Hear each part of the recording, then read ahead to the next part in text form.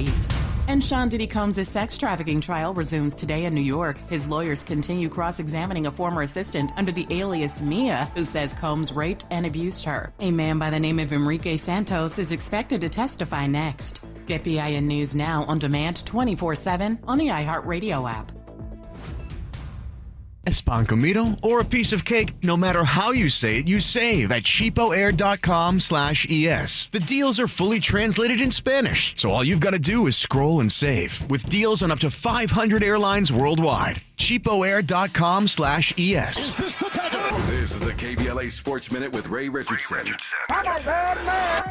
A tough day for LA's major sports teams on Sunday. The only team to get a win was UCLA's baseball team. They beat UC Irvine 8-5 in the NCAA baseball tournament. UCLA advances to the Super Regional. They're only 2 wins away from the World Series in Omaha. UCLA's women's softball team was eliminated Sunday from the World Series in Oklahoma City. They lost to Tennessee 5-4 on a walk-off single in the 9th inning. UCLA finished an impressive season at 55-13. The LA Sparks lost at home to Phoenix 85-80. Third straight loss for the Sparks in the WNBA. The Dodgers and Angels wrapped up the weekend with losses. The Yankees beat the Dodgers 7-3 to avoid a sweep.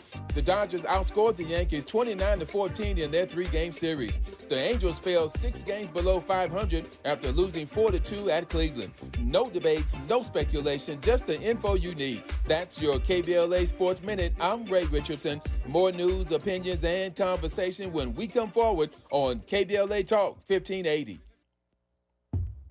Hi, I'm LA City Councilman Curran Price, inviting you to join us on Saturday, June the 14th from 11 a.m. to 2 p.m. as we cut the ribbon on the brand new Enel Woods Park at 8703 South McKinley Avenue. Thanks to a generous donation from Heal the Bay, the park features smart irrigation, stormwater capture systems, and space for local wildlife to thrive. And we've built a walking trail, picnic areas, native landscaping, and quiet spaces for families to gather, relax, and connect. This is part of a much larger effort to expand green spaces across South LA with 3 new parks in the works, a first-of-its-kind community center coming soon, and plans to connect it all through the South LA Greenway. So mark your calendar for Saturday, June 14th, 11 a.m. to 2 p.m., and come celebrate a greener, stronger South LA at Enel Woods Park. I'm also pleased to sponsor the Climate Justice Plus Black Health Symposium, moderated by Tavis Smiley, live on C-SPAN, Wednesday, June the 18th, from 4 to 7 p.m. at the Nate Holden Performing Arts Center. Just a reminder to sign up right away at the KBLA1580.com website to join me, Mayor Karen Bass, Congresswoman Sidney Kamlager Dove, Tennessee State Representative Justin Pearson, Dr. Cornel West, former Congressman Jesse Jackson Jr., the Sierra Club's Ben Jealous, and other black influencers in the climate and health fields as we continue to amplify the connection between climate and poor health outcomes for our people. Thank you for listening. I'm Councilman Curran Price.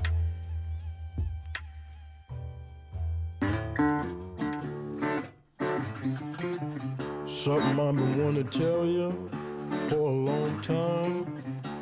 It might hurt you, hope you don't lose your mind. Well, I was just a boy, about 8 years old. You threw me a Bible on that Mississippi road. See, I love you, Papa, you did all you could do. And they say the truth hurts, so I lied to you. Yes, I lied to you. I love the blues.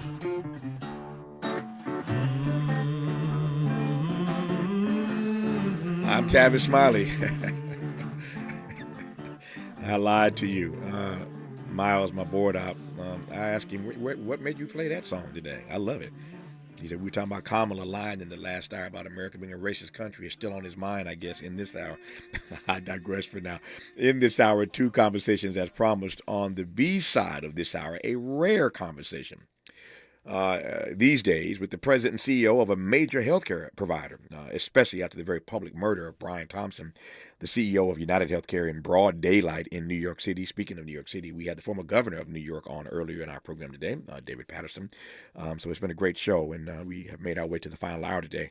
So again, in this final hour on the backside, we'll talk to the president and CEO of Providence, Erik G. Wexler. I got a whole lot of questions for the CEO of any healthcare company, but I'm delighted to be in conversation on the backside of this hour with Mr. Wexler of Providence. We commenced this hour, though, in conversation with with Debbie J. Goldman. Now more than ever, America relies on call service workers to address customer complaints and, for that matter, to solve customer problems.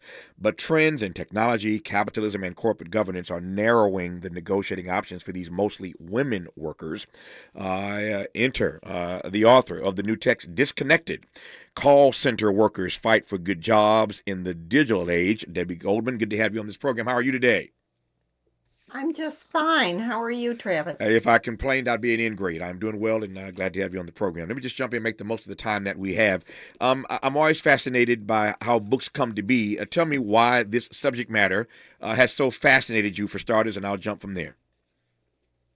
I worked for my career as research director at the Communication Workers of America, CWA, a labor union that represents over 500,000 workers.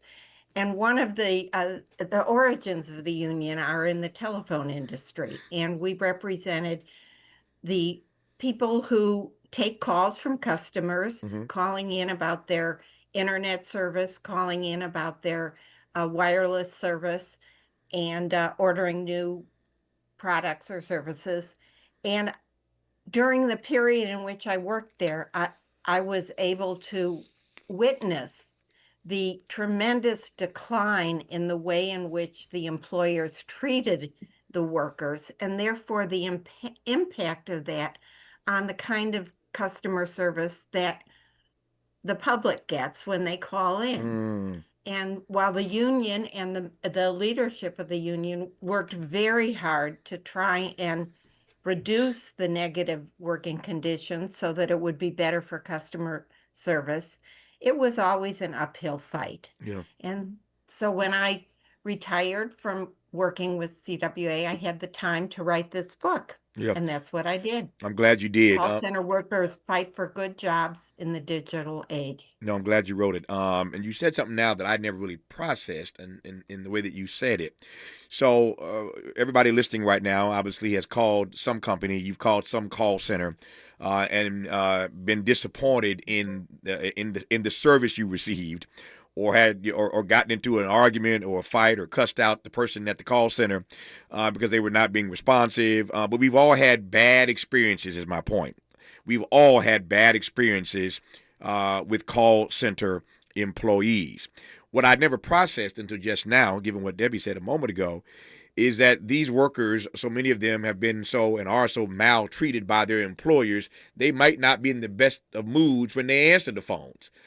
So that some of what we, everyday people, are subjected to when we phone into these call centers in large measure has to do with the mood that they are in, with the job that they're attempting to do against the backdrop of employers, against the backdrop of owners who sort of maltreat them.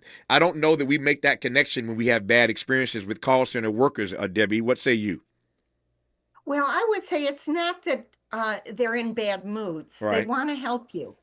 But it's the kind of pressures that they're under, and particularly the surveillance and the time measurement. Right. So that the same computers that deliver your calls, or if you're chatting over the internet, to the employee, the customer service rep, those same computers are tracking how long they're on the call, what they're saying, their tone of voice, and the management practices only allow them several minutes to talk with a customer. So you're frustrated. First of all, you're frustrated because you probably have to go through a lot of voice recognition to get to a live voice. Exactly. Yeah. And now with the chatbots, you're frustrated because you may not even be able to get to a human being. But let's say you get to a human being. Right. They then have all this time pressure. They're measured how long they're on a call, what way they go through their screens, their keystrokes. And so there's a lot of pressure on them to get you off the call as soon as possible. Unfortunately, the companies see their customer service as a cost center rather than a value creator. And it's very frustrating to the customers, and it really makes no business sense. Yeah, I like that. Too many employers see it as a cost center rather than a value enhancer.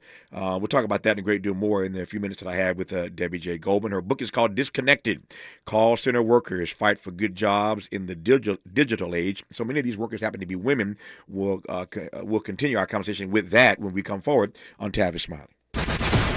Generous listening. Charitable listening. It's why everybody wants to talk to Tavis. The conversation continues when we come forward.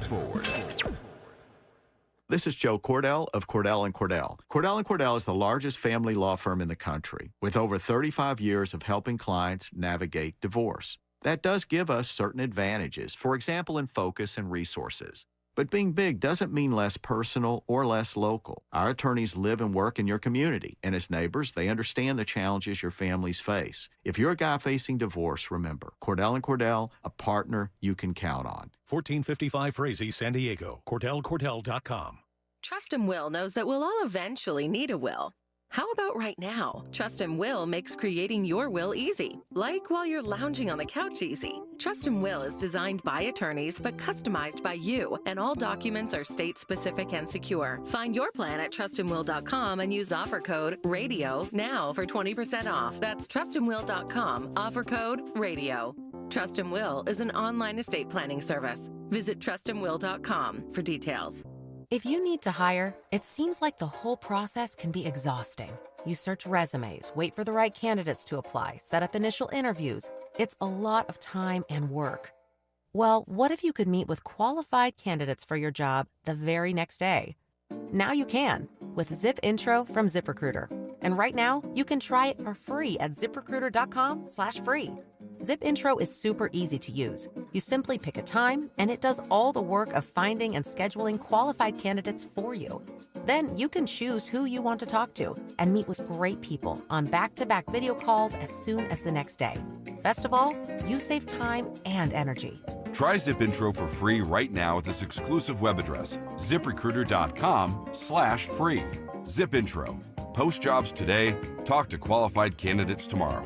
Once again, go to ZipRecruiter.com/free to try it for free. That's ZipRecruiter.com/free. Make a move into a home of your own. With City National Bank's Ladder Up Home Loan Grant, you could receive up to $20,000 that you never need to pay back. Use it toward your down payment, save on closing costs, or to buy down your mortgage rate. Find out more at cnb.com/ladderuphome. City National, here for every stage of the journey. Property must be in a qualifying market in California, New York, or New Jersey. Additional terms and conditions apply. Not all applicants will qualify. Terms are subject to change without notice. City National Bank is an equal housing lender. Member FDIC. NMLS number 536994. Protect your home and auto with a bundle from Progressive so you can stop worrying about them and invent new things to worry about, like snakes in your bedroom. Sure, that sounds incredibly irrational, but now that we've mentioned it, you are a little worried. The odds of one snake, let alone snakes plural, are so slim. But you might want to check. Oh, you're not near your bedroom. Guess you'll just have to sit there and worry about it. So let Progressive protect your home and auto, because you've got enough to worry about. Progressive Casualty Insurance Company, affiliates, and other insurers. Not available in all states. Less monologue, more dialogue. Tavis Smiley continues right now. It does indeed. Our guest is Debbie J. Goldman. She's the author of the new book, Disconnected: Call Center Workers Fight for Good Jobs in the Digital Age. On the backside of this hour, we'll be in conversation with the CEO of Providence, a major healthcare provider, and I look forward to that conversation again on the B side of this hour. You were saying a moment ago, Debbie, that too often these employers see these call centers as cost centers rather than the value enhancement that they represent. Tell me more about that. Maybe some of your listeners can remember back to the day when they would call somebody in the phone company and they'd actually get somebody who listened to them and helped them. Mm-hmm. And that was when we had public service regulation of our phone industry. And the regulators were not going to give rate increases to the phone companies unless they provided good service. So the companies created the conditions that allowed the workers to use their brains, their emotional intelligence, their understanding of the customers to help the customers. But then as deregulation of the phone industry took place, and that's the wireless industry, the internet industry, the cable industry, they're all deregulated right now. There's no watchdog to ensure that customers are getting good service. Mm-hmm. And so all the companies want is to increase their profits. How do you increase your profits? You lower your labor costs. How do you Mm-hmm. lower your labor costs? You tell workers that they really have to respond to the customer within just a few seconds. You surveil them. You figure out if they're meeting those metrics, and it's incredibly, incredibly stressful. Yeah. Nobody benefits from this. No, I've had that experience, as I'm sure many other listeners right now have had the experience of calling someone talking to somebody at one of these call centers. You're trying to get help, and it's abundantly clear they're just trying to get off the phone as quickly as they can. They're more interested in getting off the phone, it seems, than they are in helping you. So I know what that feels like, as I suspect many others do. You mentioned lowering labor cost, and I want to connect that, or let you connect that, if you will, to why, in fact, this industry is dominated by women, and whether or not that has anything to do with the maltreatment of these employees given their gender. Historically, in the phone industry, it was very gender division. So men were the technicians, women were the telephone operators, a job that doesn't exist anymore. And majority women were also customer service reps. The idea, and you think of so many jobs, whether it's nurses, teachers, social workers, jobs that require a lot of emotional intelligence tend to be jobs where women dominate. Mm-hmm. And when you have jobs where women dominate, then there's a depression of the wages. Somehow technical skills are regarded as more deserving of higher wages than the very, very skills, which are more of the soft emotional skills. So this was always a women-dominated job. But I think your listeners would be very interested to hear that when it was a monopoly phone company, we're talking 40, 50 years ago, Mm-hmm. AT&T had one of the largest affirmative action suits levied by the Equal Employment Opportunity Commission. Mm-hmm. And what they discovered was that the technicians were all men, they earned more, Mm-hmm. and the telephone operators and the service reps were all women. In 1973, the EEOC mandated that AT&T open up, quote, male jobs for women and, quote, women's jobs for men. And for 8 years, there were mandated goals and timetables, and it really did have an impact. Mm-hmm. Unfortunately, that oversight declined. And while some of the service rep jobs, and people will hear men answer their phones, were open to men, we've seen the gender division of these jobs increase. But it's important to remember that when we did have enforcement of equity in our corporations by our government, it really opened up jobs. Yeah, made a difference. I hear that. The book is called Disconnected: Call Center Workers Fight for Good Jobs in the Digital Age. I want to get to the fight in a moment here, but I want to start with this, not start, we've already started. I want to continue this conversation focusing on that part, the digital age. And there are two things that come to mind in that regard that I want Debbie Goldman to respond to, and then we'll talk about the fight for these good jobs in this age of digital. So in no particular order, the first thing that this digital age has brought on that all of us have made note of is AI. And I want to get your take on that and how AI is going to end up replacing many of these call center workers. It is the case when you call places now, you are talking to an artificial voice. So what impact is AI going to have on these call center workers in the years to come? That's one issue I want to get to. And the other is, even before you get to AI, how we should process, we being Americans, that when we dial into these call centers so often these days, Debbie, we're talking to somebody who isn't even in this country. And oftentimes can't make a connect to what you're trying to say. Sometimes it's not a language barrier, but there's certainly a dialect barrier, hard and at times to understand what they're saying. So talk to me about how we got to a point where so many of these call centers are staffed with people. We talked about many women having these jobs, but I'm on a different issue now. These call center workers, so many of them, when you call in, aren't even in the country. You've got it. The real threat right now is, and threat is probably too strong of a word, but what's taking place, as you've mentioned, is the outsourcing of the work. Right. And what companies are doing, whether it's in manufacturing or whether it's in call centers, is a race to the bottom. Where can they put jobs where the pay is low? And in the case of call centers, you need people who speak English if they're handling people from America, or Spanish if they're handling Spanish-speaking customers. Right. And so the Philippines have 1 million people who are working in call centers, answering calls from the United States and other English-speaking countries. Now, the issue is not for an us-them feeling. Sure. In fact, the union CWA has made contact with the organizations. They don't have unions in the Philippines, but the organizations that are trying to have good jobs for the call center workers. It's a very repressive country. And there's a view that we need to have a global approach and raise living standards abroad so that the drive to race to the bottom by whatever employer it is. And a good example is the largest call center company in the world is based in France. It's called Teleperformance. Okay. They have call centers in 170 countries, employ over 500,000 people. They signed a global agreement with the global organization of all the different countries' call center workers. It's called UNI. They signed an agreement that they would not oppose their employees if their employees wanted to have a union. And in other countries, there are unions representing call center workers. But in the United States, the teleperformance call centers are fighting the efforts of their own employees to have a union.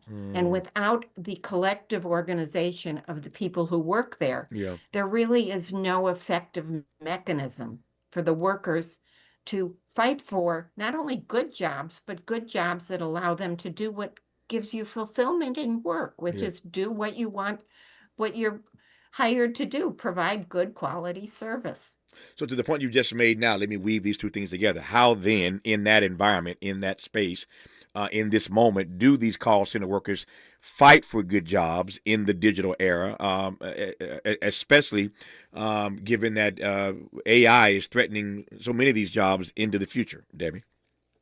One of the things in terms of AI, the Communication Workers of America has a committee called the AI Committee, and we've explored what is really happening in the workplaces, what impact is it having on jobs, and what impact is having on the customer service. And we have gone to our employers and said, we need to have a role in how you roll out AI, because in fact, a lot of what's happening is not good.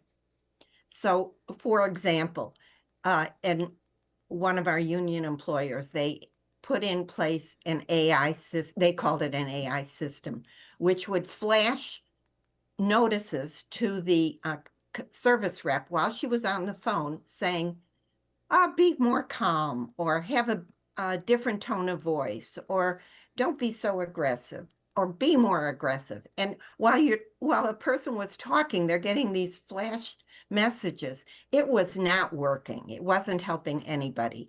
By listening to our members, the companies were able to see this system should just go in the garbage can. And so we have a lot to help understand how to deploy the technology in a way that it assists the person to do their work as opposed to displaces them and gets the customer caught in what I call an endless loop of chatbots. Chatbots that say, do this, do that, and you're trying to do it, and you do what you're asked to do, and it doesn't solve your problem.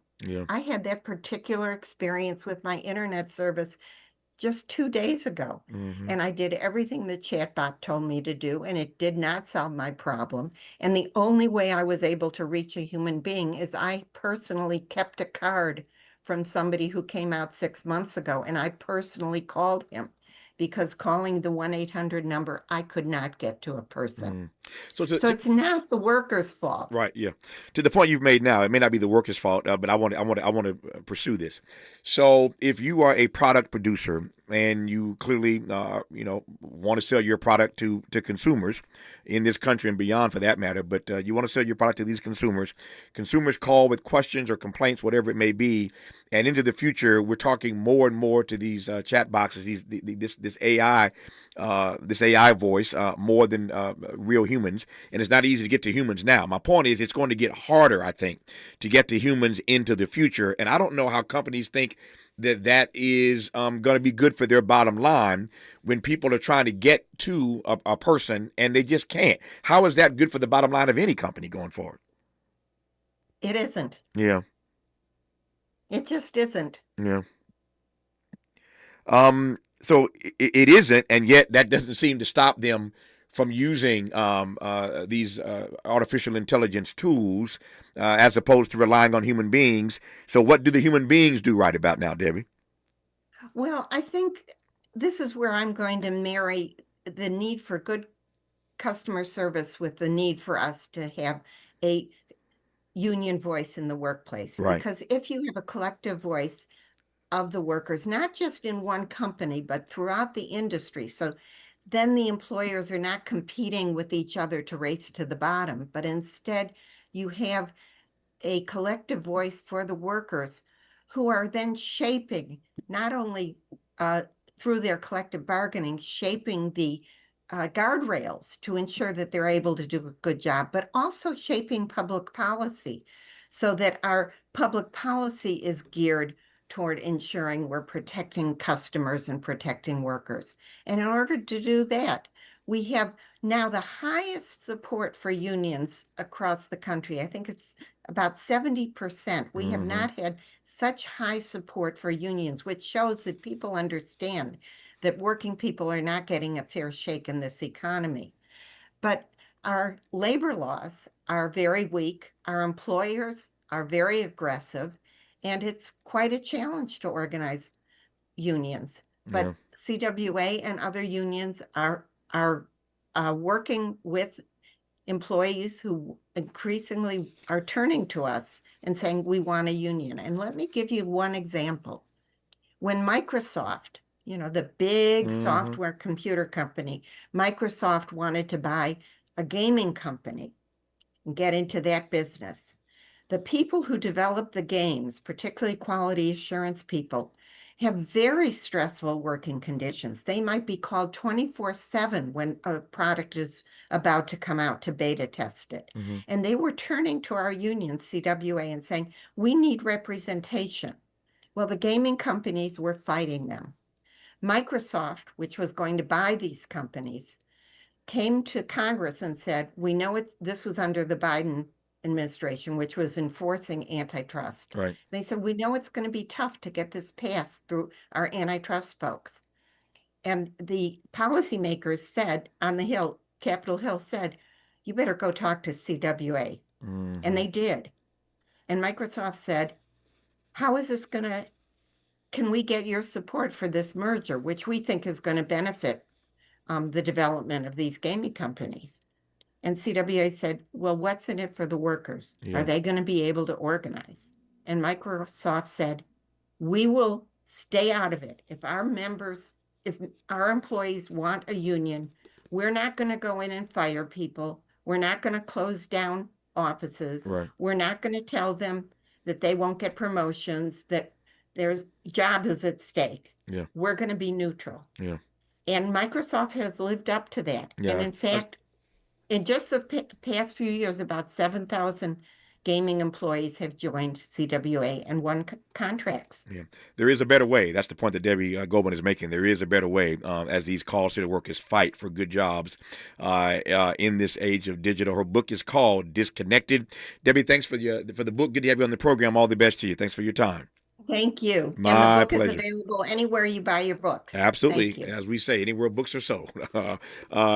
Disconnected. Call center workers fight for good jobs in the digital age. The author, once again, is Debbie J. Goldman. When we come forward, a conversation with the CEO of a major healthcare provider on Tavis Smiley. Why does Tavis say, when we come forward? Because he's not going back. And you don't have to go back either. Forward ever, backward never. More of Tavis Smiley when we come forward. Forward.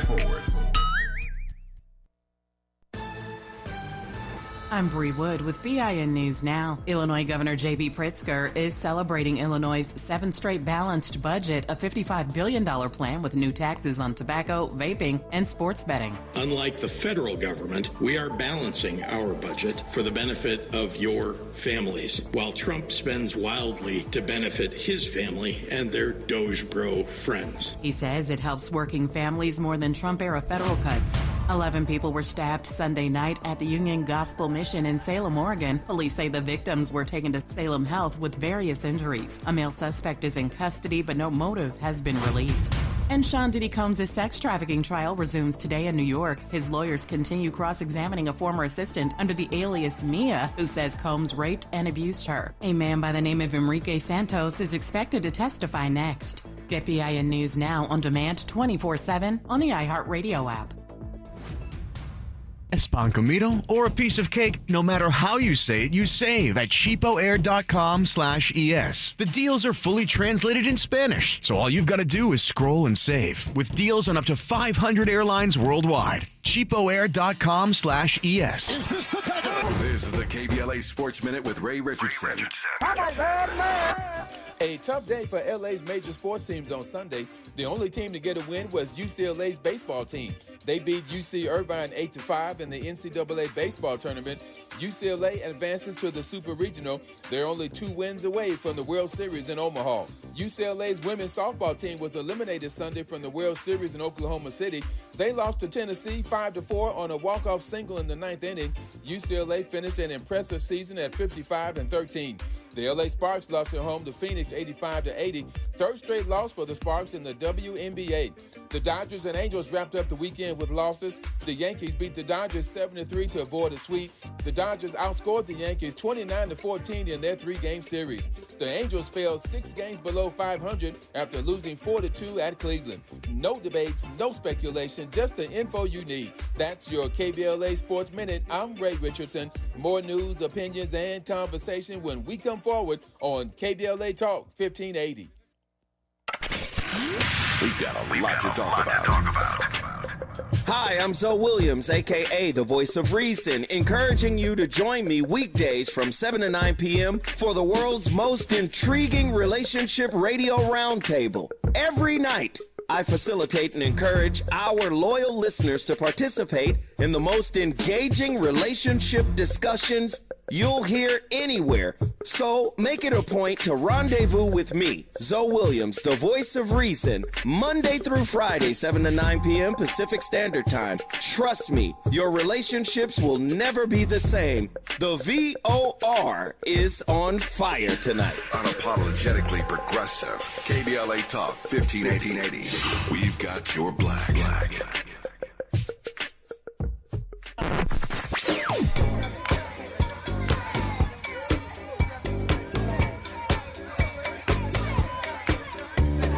This is KBLA Talk 1580. Talk radio.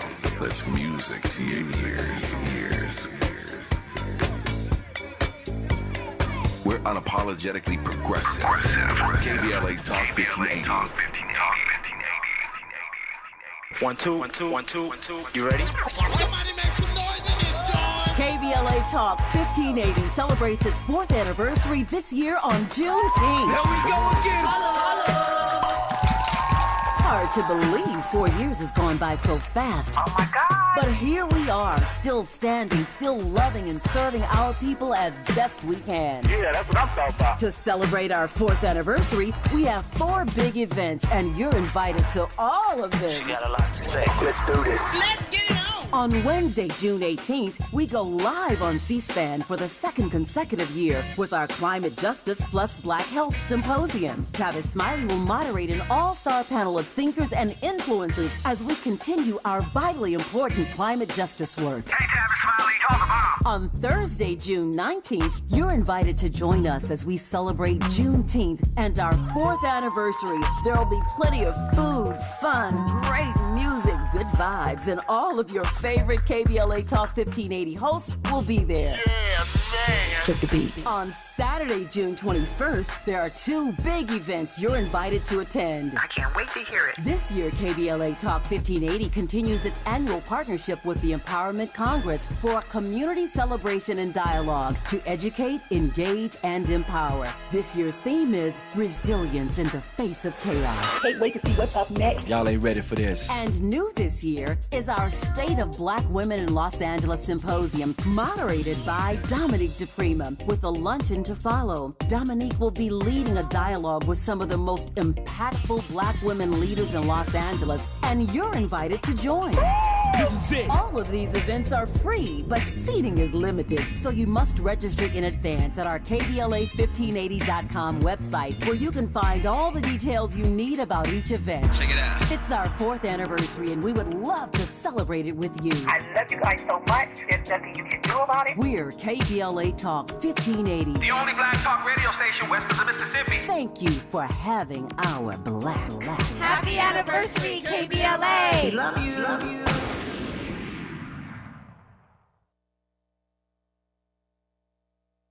More honesty than you can handle. More empowerment than you can imagine. You're tuned in to Tavis Smiley. You are indeed, and I'm glad about it. I am pleased to welcome to this program Erik G. Wexler. He is the president and CEO of Providence. Mr. Wexler, how are you, sir? I'm doing great, Tavis. I'm really excited to be with you this morning. Thank you for inviting me. It's my honor to have you on this program today.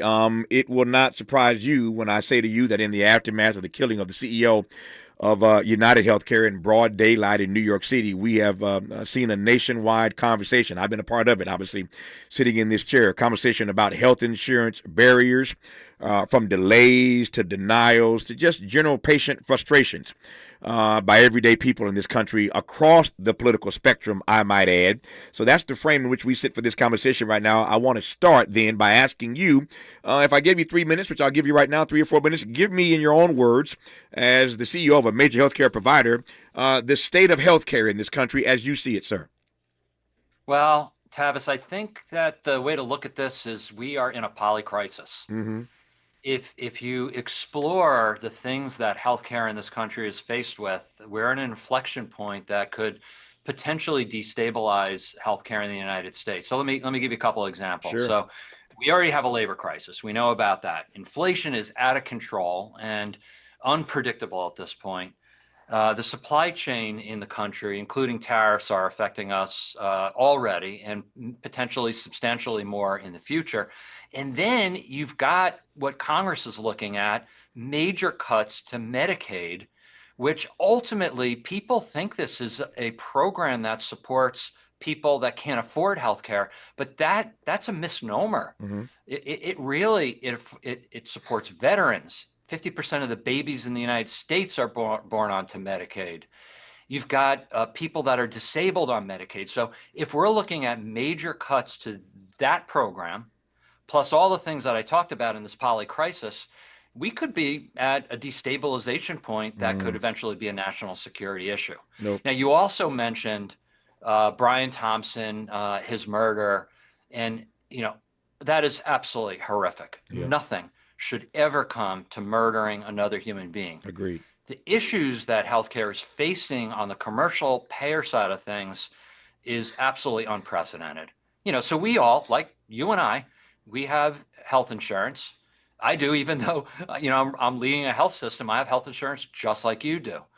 And we expect when we go and we get care in our emergency department, or God forbid we need surgery or be in an ICU, that when we leave, that our commercial insurance pays the bill for that care, except for the copay. Mm-hmm.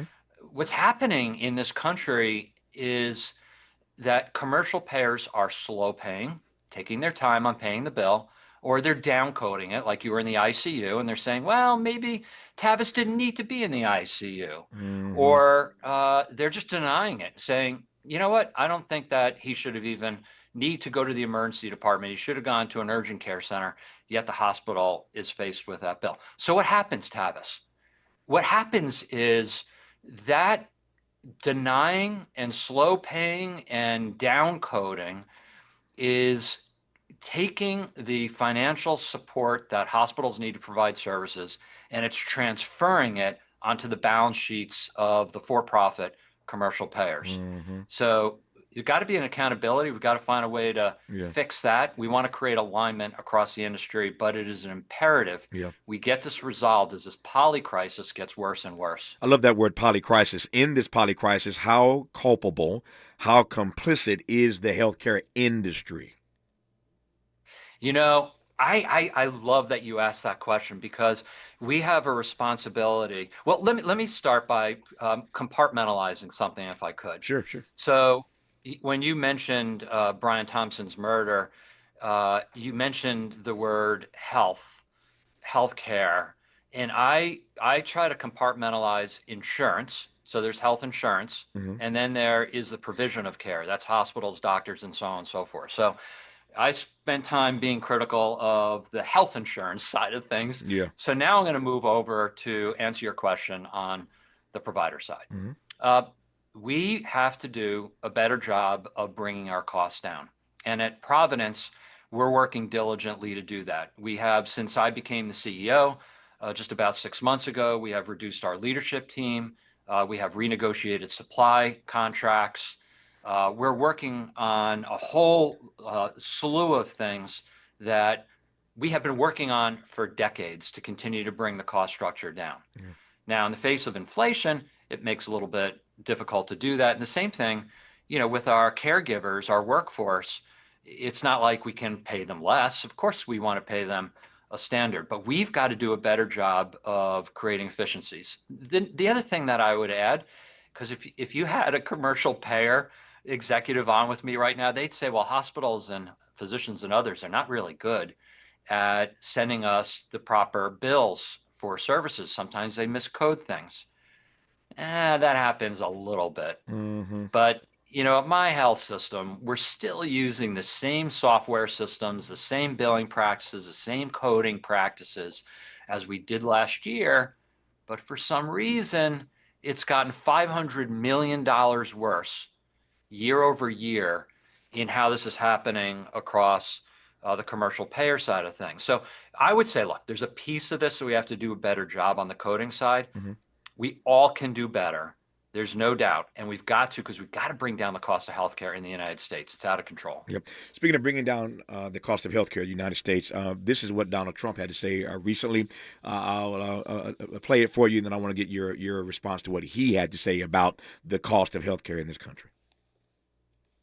Starting today, the United States will no longer subsidize the health care of foreign countries, which is what we were doing. We're subsidizing others' health care. Countries where they paid a small fraction of what, for the same drug, that what we pay many, many times more for.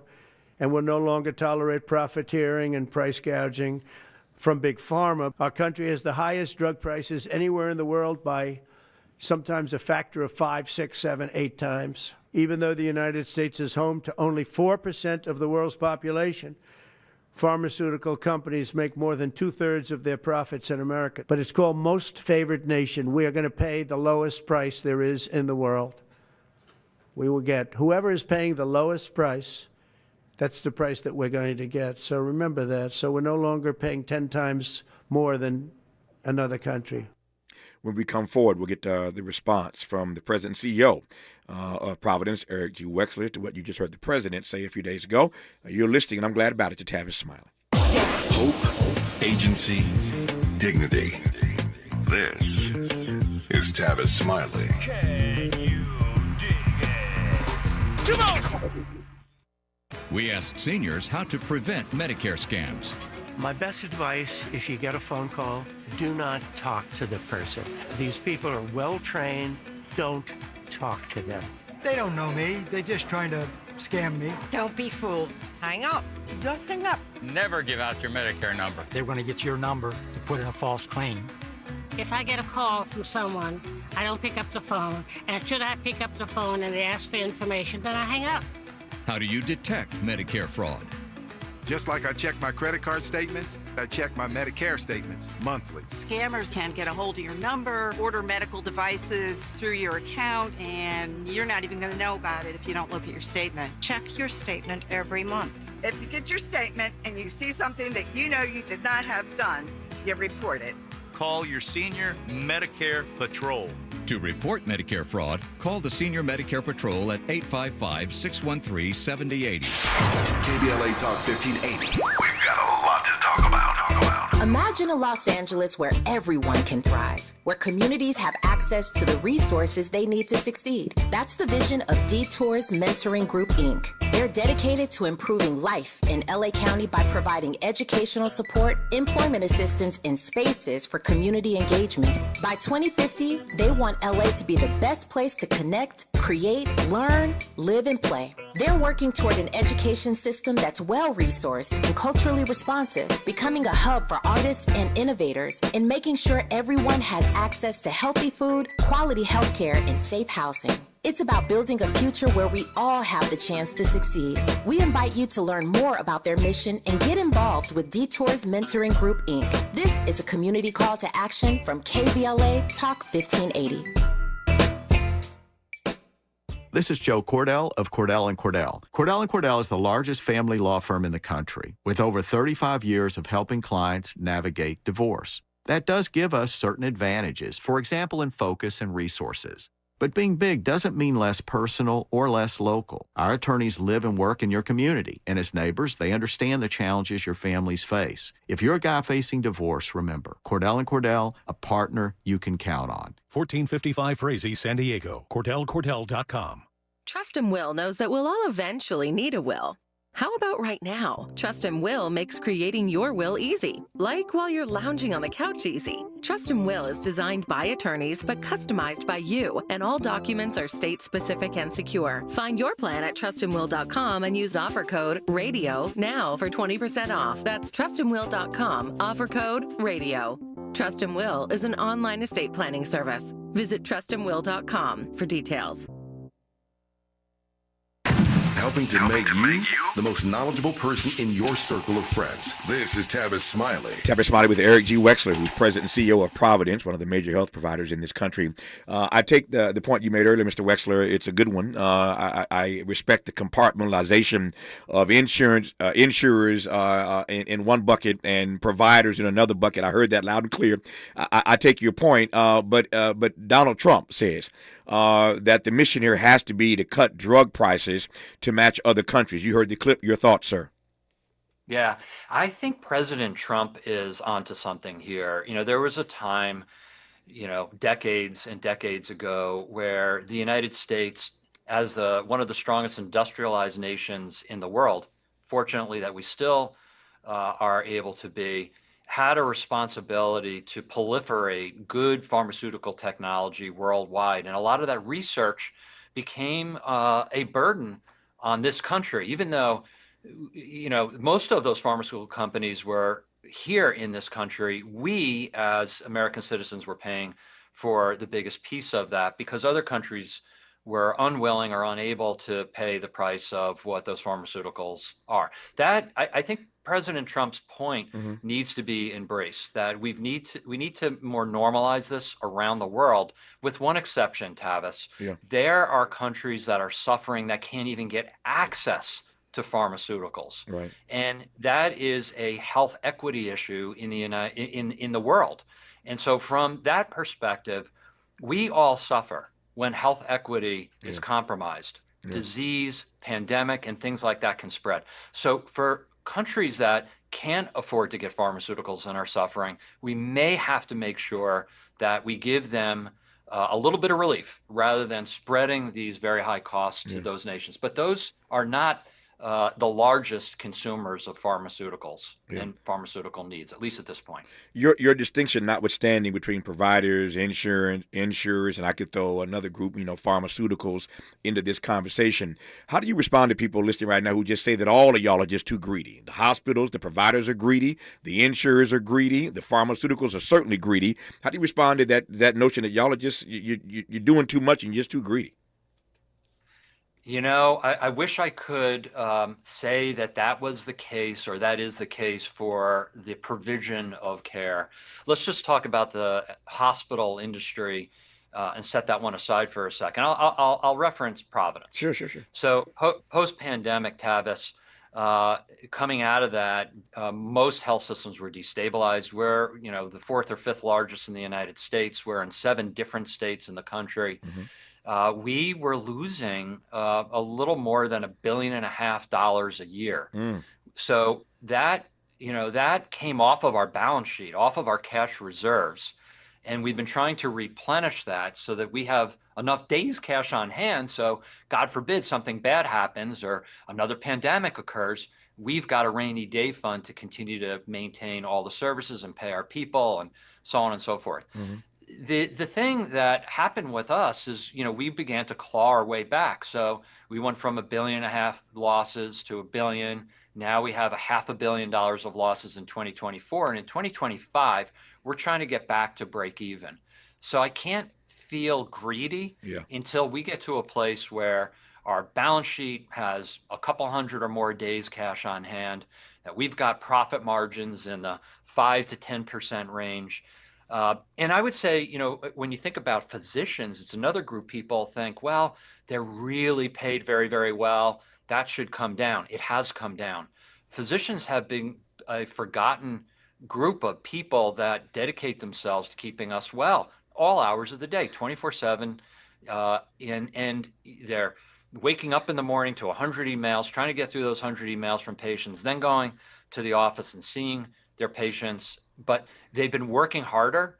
And if you look at inflation and what they're paid, they're actually making less. Now, I will agree, and I have to say, your point on pharmaceuticals, medical device and equipment companies, look at their profit margin. Oh, yeah. Many are in the 30 to 50% range. That's a problem. That's coming off of our backs. You mentioned the doctors. When we come forward in our remaining moments, I want to ask Mr. Wexler what his takeaways are, how much more he appreciates these healthcare workers. Not the physicians are in that group, of course, but I'm talking about these everyday people that you and I know who take care of us when we go to these facilities. I'm curious as to how he sees and again, his level of appreciation on the other side of this pandemic, on this side, I should say, of the pandemic, how he feels about these healthcare workers, number one.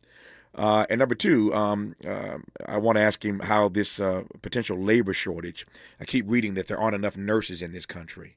There aren't enough school teachers in this country. So there are certain professions that we really depend on where the numbers are diminishing, not just gradually, but exponentially and significantly. And I'm wondering whether or not this labor shortage into the future will be impacted by this current crackdown on immigration, and whether or not there will be enough Americans to do these jobs. Put another way, enough Americans willing to do these jobs. Since I'm talking about healthcare workers, we'll put all that to Mr. Wexler when we come forward in our remaining moments on Tavis Smiley. What's your quarrel with the world? You're listening to Tavis Smiley. If you're like me, 60 and retired, making ends meet, especially here at the supermarket and drugstore, is tough. I'm so blessed to have found benefitscheckup.org. It's a free and confidential website from the National Council on Aging that connected me to $1,200 a year in programs that help pay for food, medicine, utilities, and more. Maybe it can help you. benefitscheckup.org. You know where you want to go in life, and City National Bank can help. City National knows the dedication it takes to build your vision for the future into a reality, and our team is here for you. We have a wide range of options to help, from personal savings accounts to interest-bearing money market savings accounts and more, all designed to help you get where you want to go. City National, here for every stage of the journey. Learn more at cnb.com. City National Bank is a subsidiary of Royal Bank of Canada, member FDIC. Hear that? That's the sound of your life. Perfectly imperfect. Beating in rhythm to the world you've created. But every time you drive after drinking, the music gets drowned out. Your life sounds pretty great. Don't let a buzz ruin it. Buzz driving is drunk driving. Don't drive buzzed. A message from NHTSA and the Ad Council. BET and PBS, the Tom Joyner Morning Show, and NPR, the cover of Jet and the cover of Time. #1 on the New York Times bestsellers list, 20 honorary doctorate degrees, a dozen NAACP Image Awards, a star on the Hollywood Walk of Fame, a Presidential Lifetime Achievement Award. From talk shows to talk radio, nobody's ever done it better. You like that? This is Tavis Smiley. New Always Pocket Flex Foam will change the way you think about pads. Get full-size protection in a surprisingly tiny pack that fits right in your purse or pocket. Perfect for life on the go. With up to 0 leaks, 0 feel, and 0 bunching, you'll forget you're even wearing a pad. And Always Pocket Flex Foam is designed to adapt to your body, so you can move freely and confidently throughout your day. Experience the future of period protection with new Always Pocket Flex Foam. Pick up your pack today. Made fresh daily in Leimert Park, Los Angeles, California. You're listening to Tavis Smiley. Tavis Smiley and Erik G. Wexler, who's the president and CEO of Providence. I've only got, 4 minutes left here. I want to squeeze out a few things in these 4 minutes. I start with this. I asked a moment ago, said I wanted to ask you moments ago, about healthcare workers and your sentiment about them on this side of the pandemic, what you learned about their sacrifice, their struggle, their service, and whether or not into the years ahead, this shortage of nurses and healthcare workers is going to put us in a bind, sir. Yes, these are the angels of healthcare.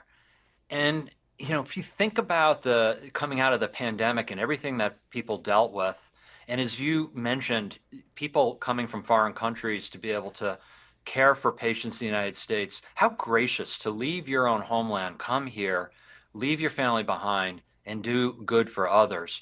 So we've got to figure out how we continue to keep our borders open so that people are able to do good for our own country by coming here from their own homes. Yeah.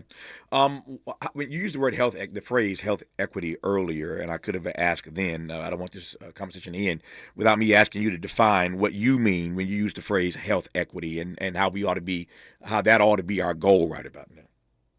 Healthcare in the United States is a right. It's not a privilege. And when we have communities that are suffering and unable to access primary care, get vaccinations and screenings, then all of us suffer for that.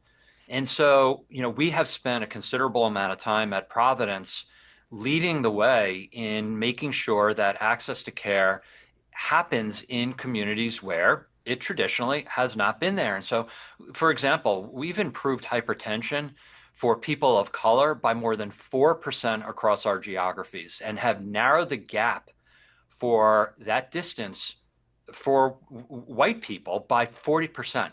So, this isn't about creating an inequity. This is about creating an equity so that white people and people of color are able to get the care that they need so that they can live happy and at home and continue to be in our workforce in manufacturing and servicing and do all the good that we try to do together as human beings. I say this lovingly and respectfully. I know what you meant when you said that healthcare in this country is a right and not a privilege. It really isn't a right. It is a privilege in this country. It ought to be a right, and I hope at some point we'll get to that. But I hope you and I agree on that when you're born in this country, you ought to. That's the key phrase. You ought to have a right to healthcare, but you don't, and that's the sad part of this. That's the sad part of being in the richest nation in the history of the world, where healthcare really isn't a right at birth. I think that's fair. I really do. And maybe it's about my dream and hope, or our collective dream and hope, but it's got to be accessible equally to everybody. Nope, I thought we'd agree on that. I just wanted to put a finer point. I know what you meant when you said that. But sadly, for all the rights that we do have in this country, you are not guaranteed a right to health care, high-quality health care at your birth. It is the case in other countries, but not the case in this country, and that's a sad indictment on this country. I digress and leave it there for now. Tavis, sure. I just have to say, that's why we have to fight for Medicaid funding. That's right. Because if Medicaid funding is cut, millions and millions of people will have less access. As we said in the black church, Mr. Wexler, amen. Amen to that. I could not agree more. Delighted to have had you on this program to talk about these issues. We'll do it again, I hope, somewhere down the road. Americans have all kind of concerns, as they should, about healthcare in this country, but I'm grateful for this one CEO who wasn't afraid to come on to have a conversation about it. His name is Erik G. Wexler. He's the president and CEO of Providence. Mr. Wexler, thank you for your time, sir. All the best to you. Thank you. Look forward to coming back. Thank you, sir. Just like that, 3 hours gone. Back here tomorrow, Lord willing, to do it all over again. Until then, thanks for tuning in to Tavis Smiley. And as always, keep the faith.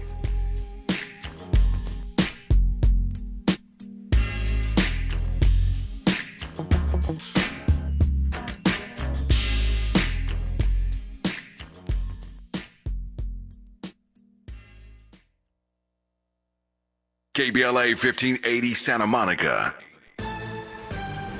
I'm Bree Wood with BIN News Now. Illinois Governor J.B. Pritzker is celebrating Illinois' 7th straight balanced budget, a $55 billion plan with new taxes on tobacco, vaping, and sports betting. Unlike the federal government, we are balancing our budget for the benefit of your families, while Trump spends wildly to benefit his family and their Doge Bro friends. He says it helps working families more than Trump-era federal cuts. 11 people were